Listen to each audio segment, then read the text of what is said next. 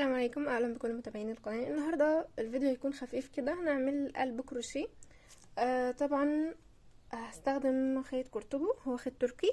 تقدري تستخدمي اي خيط موجود عندك كتجربه، لكن لو هنستخدمه كبزنس او هنعمل مثلا بلوفر وعايزين نعمل القلوب دي بخيط حلو، سواء هنضيفها على بلوفر، هنضيفها على كوفرتا، هنضيفها على لكلوك، هنضيفها على توكة، هنضيفها على اي حاجه طالعه مثلا العميل، او هنعملها البيبي تكون قيمة، هنستخدم خيط كويس، نبعد عن الخيوط الصيني والخيوط اللي بتوبر والكلام ده. خلاص، يبقى كده تقدري تستخدمي اي خيط تتعلمي فيه. خلاص اوكي. يبقى الخيوط دي هنستخدمها امتى؟ لما نكون هنعمل حاجة كده هدية، اوردر، لازم نستخدم خيوط نظيفة. مقص الابرة اللي انا هستخدمها ابرة كروشيه مقاسها 2.5 مللي، باينة. والابرة دي اللي هننضف بيها في الاخر. خلاص، ابرة تنظيف. في حاجة، لو انا عايزة القلب اللي انا هعمله دلوقتي اللي هو ده، القلب اللي انا هعمله دلوقتي لو عايزاه اكبر او اصغر بدون ما اغير في عدد السلاسل نفسها، هعمل ايه؟ اكبر يبقى هستخدم ابرة اكبر من دي، عايزاه اصغر هستخدم ابرة اصغر من دي، بدون ما هلعب في الباترون نفسه. وهتلاقوا الفرق ما بين القلب ده والقلب لو استخدمنا ابرة اكبر او استخدمنا ابرة اصغر. خلاص، دي حاجة. طيب بالنسبة بقى للفيونكات، الفيونكات دي باترون ودي باترون، اوكي، ولكن ممكن نفس الفكرة نعملها لو غيرنا في ايه. لو غيرنا هنا العمود بلفة، احنا هنا ممكن نعمله نص عمود. خلاص، هنصغر الابرة وهنشتغل بنفس الباترون، هيديني دي، ولكن هنشتغل هنا برضو نص عمود. خلاص، هنعمل ان شاء الله الصغيرة دي برضو في الفيديو الجاي، هنعملها مع بعض. نبدأ بقى في الشرح. اول حاجة هبدأ بيها هي الدايرة السحرية. بعمل لفة كده في الخيط على صباعي زي حرف الاكس، وبعدي الابرة من تحت من هنا كده، بسحب بيها الخيط اللي فوق ده، وهرتفع 3 سلاسل زي ما انا كده. ادي 1 2 3. خلاص، بعد كده بعمل 3 عواميد، العمود الواحد ب2 لفة، يعني بالشكل ده. باخد لفتين كده على الابرة وبدخل بسحب خيط، بعدين بطلع من اول حلقتين، بعدين من تاني حلقتين، ومن تالت حلقتين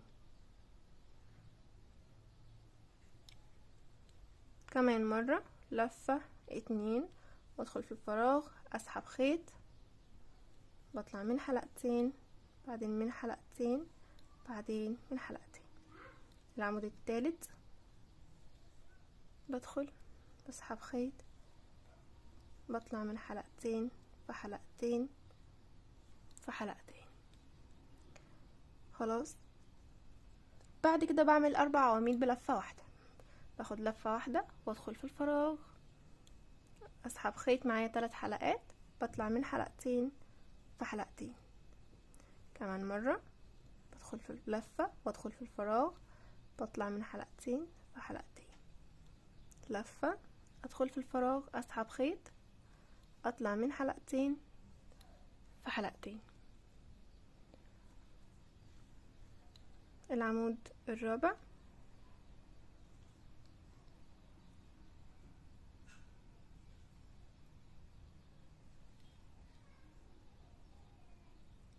بعد كده بعمل سلسلتين، سلسلة 2، واكرر 4 عواميد، العمود الواحد ب2 لفة، واخر 3 عواميد بعملهم العمود الواحد سوري، ال4 عواميد اللي انا هعملهم دلوقتي هتكون 4 لواحد العمود اللي هو العمود بلفة العادي.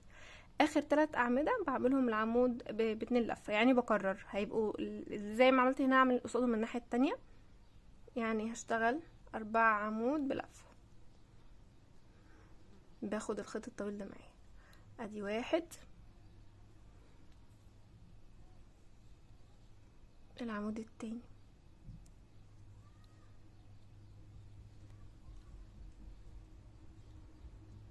العمود التالت، العمود الرابع،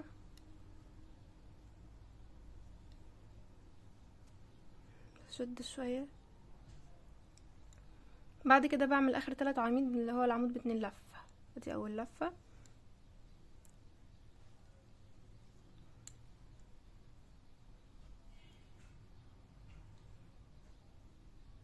خلاص عرفنا. العمود التاني برضو ب2 لفة،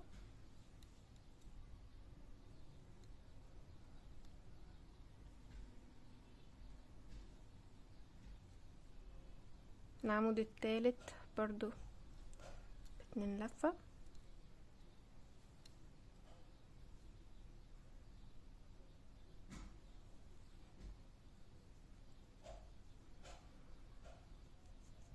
بعدين بنهي شغلي ب3 سلاسل، 1 2 3. باجي هنا بدخل في الفراغ برضو نفسه هو وبشتغل منزلقة. يعني ايه؟ يعني بدخل، ايه هي المنزلقة؟ يعني بدخل في الفراغ اسحب خيط بالشكل ده، وهيبقى معايا حلقتين، هطلع من حلقة في حلقة بالشكل ده كده. طيب تمام. قبل اي حاجة هشد دي خلاص، وبقفل هنا بسلسلة. بقص الخيط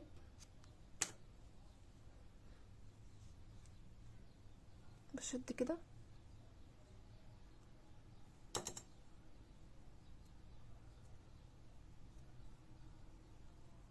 بروح عاملة عقدة،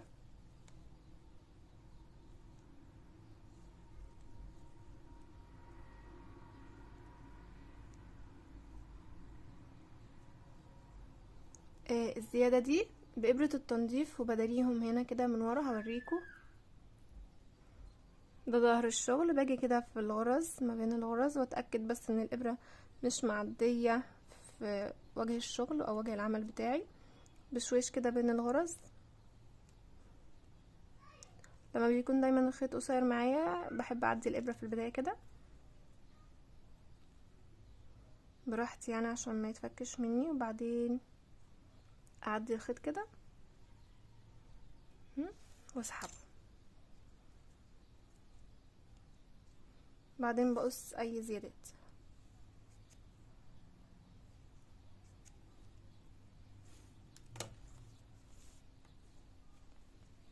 وده كده شكل القلب. نظبطيه كده لو في اي حاجة. برضو جميل للبطاطين للتزيين. هنعمل بلوفر، فاكرين الفيونكة؟ ده المقاس اللي عملناه في الفيديو، كبيرة شوية، دي الصغيرة. نفس الفكرة اللي هنزين بيها بالفيونكات، هي برضو نفس الافكار اللي ممكن نعملها بالقلوب الصغيرة دي. هنزين بيها بقى بطاطين، كوفرتات، ايس كابات، لكلوك، كل الحاجات الحلوة دي. ممكن نعملها ميداليات اصلا في الاعياد برضو نهازي بيهم. بس وده كده كان الفيديو، يا رب تكونوا استفدتوا، واستنوني في فيديوهات تانية ان شاء الله.